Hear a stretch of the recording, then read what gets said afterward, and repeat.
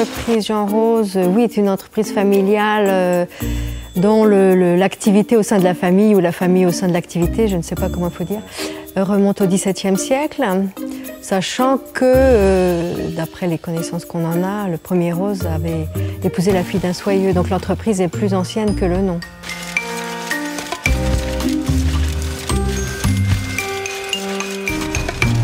On ne connaît pas l'acte de naissance de l'entreprise elle-même, hein, donc on peut peut-être dire que ça remonte à l'origine.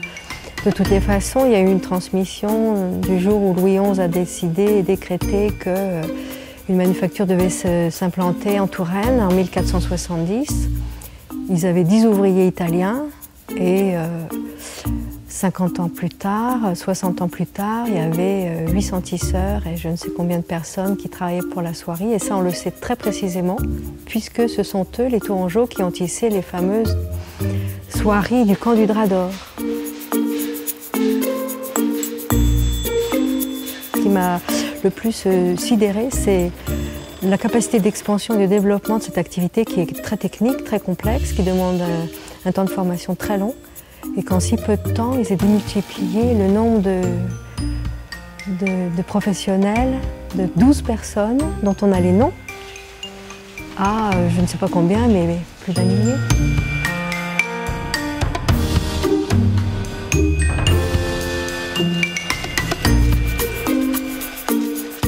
Nous, on est spécialisé en tissu d'ameublement. Aujourd'hui, quand on est fabricant de soieries, et même de textiles. Le marché est international, principalement l'Europe, les États-Unis, le Proche-Orient.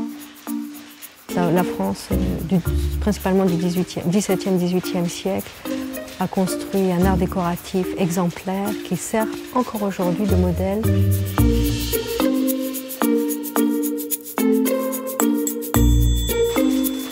Oh ben, la rencontre avec Douce Mémoire, c'est pas une opportunité, c'est toute une histoire. Parce que personnellement, je pratique un peu la musique en amateur, donc je connaissais cet ensemble depuis très longtemps. Il suffit quelquefois d'une mise en contact directe pour que les choses se fassent. Je trouve ça extraordinaire de pouvoir contribuer, puisqu'à l'époque de François Ier, les soieries venaient de Tours.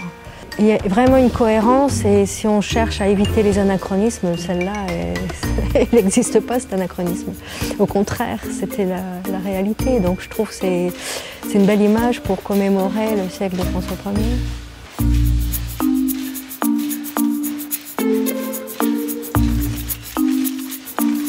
C'est vrai la famille a une belle histoire. Cette belle histoire, elle est liée au fait qu'on fait quelque chose de beau.